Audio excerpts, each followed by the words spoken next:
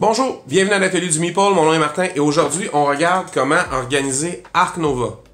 Vous allez me dire, Martin, tu l'as fait la dernière fois, on l'a vu ta solution pour Arc Nova.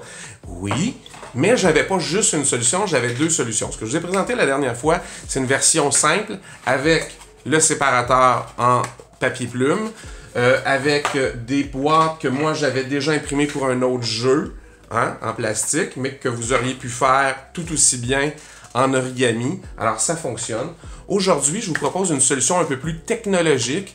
Alors vous allez vous servir de l'ordinateur. Ça va vous prendre d'abord un accès à MakerCase qui est gratuit. C'est un site web pour faire vos boîtes. Ensuite, on va transférer ça dans le logiciel Inkscape, qui est aussi un logiciel gratuit que vous pouvez avoir pour modifier et mettre certains paramètres sur le dessin de boîte qu'on aura obtenu. Puis à la fin, ben, je vous montre comment la découpeuse laser travaille ça, alors qu'à quel point la découpeuse se promène rapidement sur le carton, à quel point c'est efficace. Je vous montre un exemple d'une boîte, comment je l'assemble pour qu'elle soit très solide, et après ça, on remet tout ça dans la boîte pour voir si ça fonctionne. On regarde ça ensemble.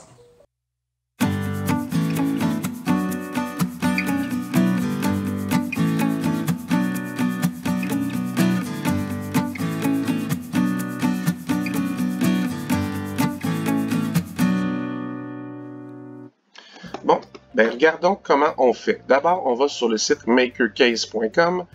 Vous allez arriver à un endroit où vous sélectionnez le type de boîte. J'ai déjà cliqué sur la sélection pour avoir une boîte droite. Il y a d'autres formes qui s'offrent à vous. Pour l'instant, on fait simple, on prend ça. Moi, je vais tout de suite mettre les unités en millimètres. Plus facile à travailler. Je vais travailler avec les mesures externes pour le moment, mais si vous avez des trucs bien avec des mesures bien précises entrées dedans, vous pourriez prendre les mesures internes pour être sûr que ce que vous voulez mettre à l'intérieur de la boîte fonctionne. Alors, la largeur de ma boîte a 7.3 mm. Alors, 7.3, c'est 73 mm. Là, pourquoi je suis arrivé à ces chiffres-là? Parce que j'ai calculé l'espace que j'avais dans le rangement dont j'avais besoin. La hauteur est de 6 mm, je le sais. De 6 cm, donc c'est 60 mm, pardon. Et la profondeur, ça se trouve à être la longueur de votre boîte ici. Je sais que la mienne, parce que je l'ai devant les yeux puis je vous la mesure en même temps, elle a 10. Fait que donc c'est 100 mm en mesure externe. Voyez-vous, ça fait cette boîte-là. Après ça, vous choisissez l'épaisseur. Ben moi, j'ai une boîte que je sais que le matériau, le carton que j'ai récupéré de ma boîte, c'est vraiment une boîte de shipping ordinaire, avait 3 mm. Vous auriez pu choisir d'autres ou personnaliser l'épaisseur. C'est important pour la profondeur de la découpe laser après. Là, la boîte est fermée, je vais la prendre ouverte. J'ai pas besoin de couvercle. Je veux absolument pas qu'il y en ait un. Et là, c'est à barre plat. Alors, pour coller, moi, je veux des encoches pour solidifier. Alors, je vais prendre en encoche. Vous voyez, ils sont apparus. Ils sont très grandes. Parce qu'ils ont 27. Moi, je vais mettre une taille de 9. C'est une taille avec laquelle j'aime bien travailler. Alors, vous voyez, ça fait des plus petites encoches. Ça fera plus d'endroits pour vous à mettre de la colle, mais vous allez gagner en solidité. Après ça, tout ce qu'il vous reste à faire, c'est télécharger le plan. Cette fenêtre-là va vous apparaître. Alors, vous voyez, chacune des parties que vous avez faites sont déjà identifiées. Moi, les identifications, j'en ai pas besoin. Alors, je vais rouler un petit peu vers le bas. Alors, identification, présentement, elle est active. Je vais la désactiver. Vous voyez, ça disparaît séparément. Couleur du texte n'importe plus puisque vous n'avez plus de texte. Et vous pourriez écrire, remplacer le texte, mais ça, je le ferai dans Inkscape. Si vous voulez identifier les fonds des boîtes avec ce que vous voulez mettre dedans. Alors, vous pourriez joindre les boîtes pour sauver de l'espace. Moi, je n'aime pas bien ça, travailler comme ça. J'aime mieux que ça prenne un millimètre ou deux de plus quand je vais le découper, mais de bien voir. Vous ne gagnez pas toujours en vitesse, puis des fois, quand le laser passe deux fois au même endroit, quand il y a des trucs qui se touchent, là, tout d'un coup, ça a tendance à brûler un peu plus le matériau.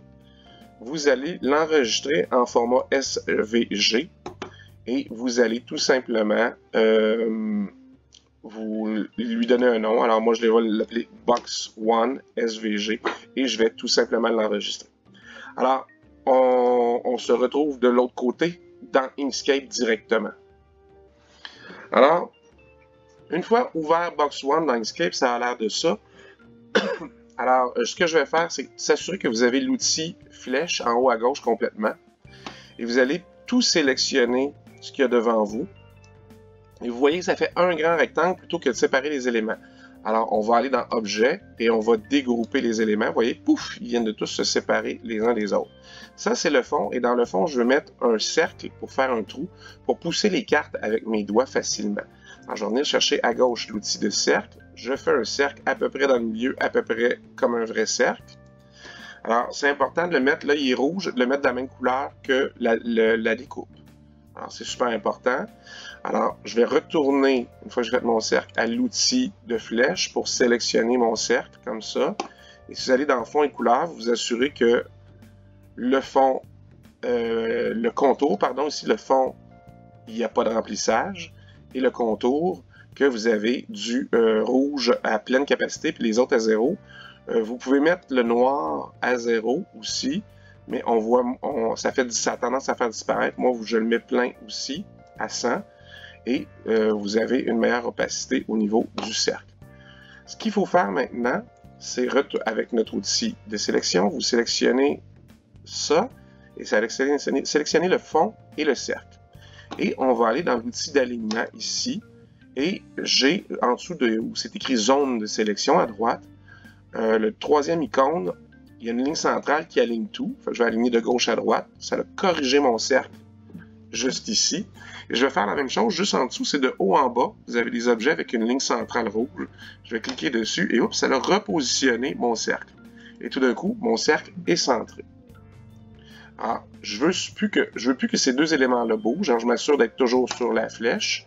Je voyez-vous, je l'accroche en passant. On va essayer de ne pas faire ça. Alors, je vais sélectionner ces deux trucs-là et je retourne dans Objet et ça, je vais les grouper. Ouf, parce que je ne veux plus que mon cercle bouge dans le fond. Alors, j'aurai les côtés, le fond avec un trou dedans quand je vais passer à la découpe laser. Vous l'enregistrez. Alors, moi, souvent, ces boîtes-là, je marque le titre du jeu de société. Là, c'était Ark Nova, j'ai marqué AN. Après ça, je marque box, puis 6, comme là, j'en ai fait 3 titres différents. Fait qu'il y en a un, c'est écrit box 4X pour la faire 4 fois. L'autre, c'est AN box 3X pour la faire 3 fois. Puis l'autre, c'est AN box 2X pour la faire 2 fois. Alors, quand j'arrive à la découpe laser, je me pose pas la question. Je sais qu'il faut que je l'imprime 2 fois celle-là. Alors, c'est tout. Je vous montre comment la découpe laser, de quoi ça a l'air. Je peux pas vous montrer faire un enregistrement de l'image sur le transfert de Inkscape vers le logiciel de la découpe laser, parce qu'au Fab Lab, il y a du bruit, tout le kit. Alors, ça sert à rien, mais les gens dans un Fab Lab peuvent vous aider, si vous fréquentez un Fab Lab, à apprendre comment prendre votre fichier que vous avez en SVG et le pousser vers la découpe laser facilement. C'est quelques clics.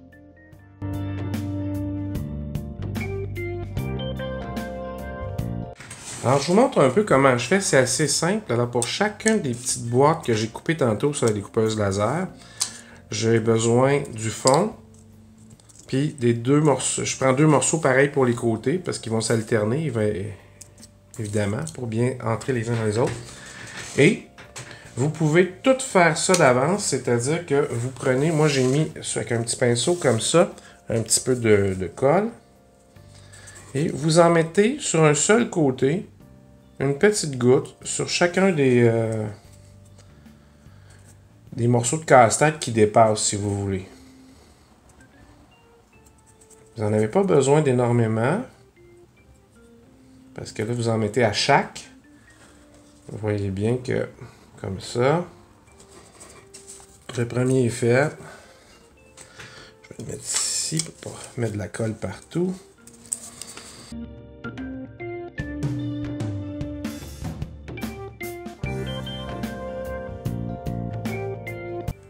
Certains me demandaient pourquoi tu fais pas la Crazy Glue. La Crazy Glue, ça a une prise tellement rapide que ça pardonne pas.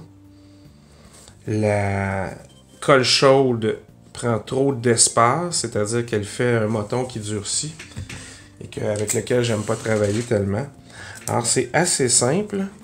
Vous le mettez comme ça, mettez un premier côté. Vous pouvez mettre les deux côtés comme ça, un en même temps que l'autre.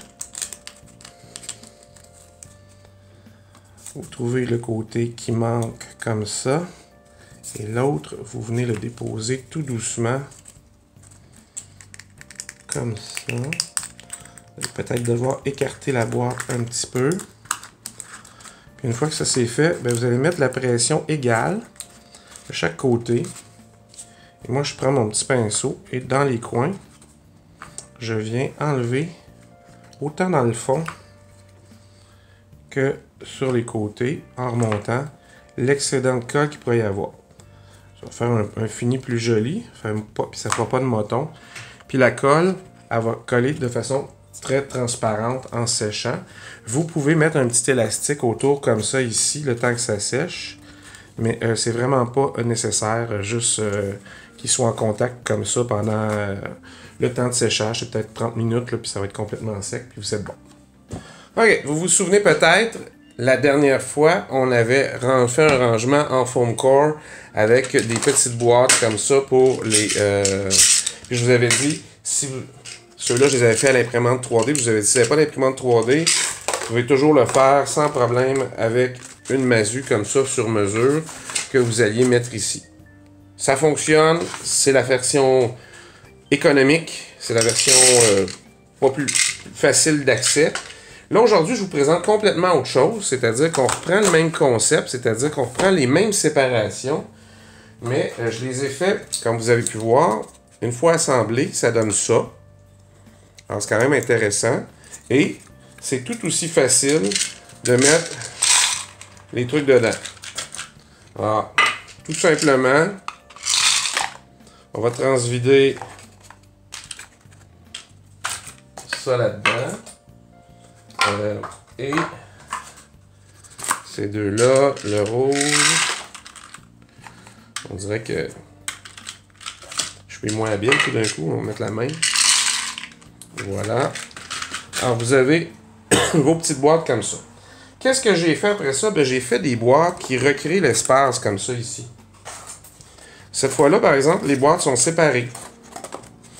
Alors, si vous n'avez pas slivé vos jeux, vos cartes dans le jeu, ben, vous allez avoir bien de l'espace. Fait que vous êtes déjà prêt pour toutes les extensions. Sinon, ben, vous êtes prêt à les mettre dedans. Alors, je vous avais dit que moi, j'avais laissé un espace comme ça. Alors, les cartes entrent ici, dedans, facilement. J'ai gardé quand même ces deux-là de la même grandeur, plus grande, parce que je voulais entrer le carton solo dedans, comme ça. Et dans celui-là, on met toutes les cartes d'objectifs de fin de game, de conservation et les cartes actions de chaque joueur. Et j'ai vraiment fait ça au millimètre près, là, ça entre facilement. Pourquoi mettre un trou dans le fond? C'est tout simplement pour vous aider à pousser et sortir les cartes systématiquement comme ça. Alors, ça ici, ça là. Puis après ça, ben, il reste les trois boîtes, tout simplement. On va aller changer ça de place pour le mettre ici.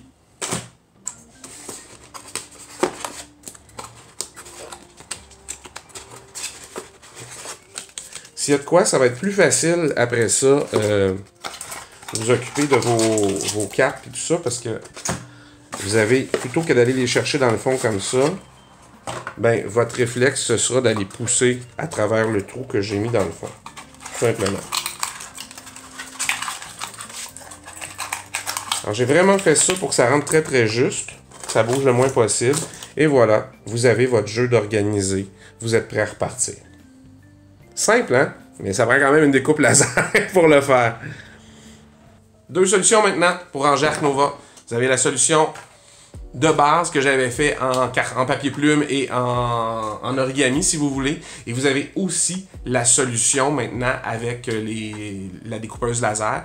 Alors, c'est sûr que ça demande un peu plus d'habilité à l'ordinateur, mais sérieux, si vous avez accès à une découpeuse laser, c'est une solution qui peut vite devenir très, très, très intéressante pour pouvoir faire vos projets. Où est-ce qu'on trouve une découpe laser? Certaines écoles en ont. Certaines universités en ont, et il y a surtout des Fab Labs un peu partout dans le monde, des laboratoires de fabrication. Alors au Québec, je sais qu'il y en a un où je travaille à Valcourt, au Musée de l'ingéniosité Joseph-Armand-Bombardier, mais il y en a aussi à Montréal et à Québec. Je sais que je pense qu'il y en a un maintenant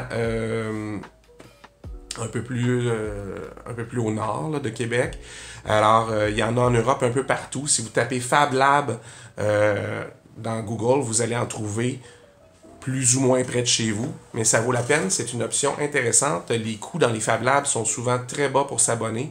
Après ça, vous payez vos matériaux. Alors là, c'est intéressant, des boîtes de carton, c'est du recyclage. Alors, on était un peu écologique quand même dans cette histoire-là. Et en plus, dans les Fab Labs, ben, vous payez qu'un petit coût. Alors, il va y avoir peut-être un coût de découpe à la minute. Alors, vous arrangez que vos projets soient compacts, que ça se fasse bien rapidement, quelques minutes, puis vous avez un rangement qui coûte une fraction du prix. C'est sûr que vous y avez mis du temps. Le temps, c'est de l'argent, c'est certain. Mais des fois, de faire quelque chose sur mesure qui nous convient mieux, c'est aussi une belle option. Alors, j'espère que vous avez aimé.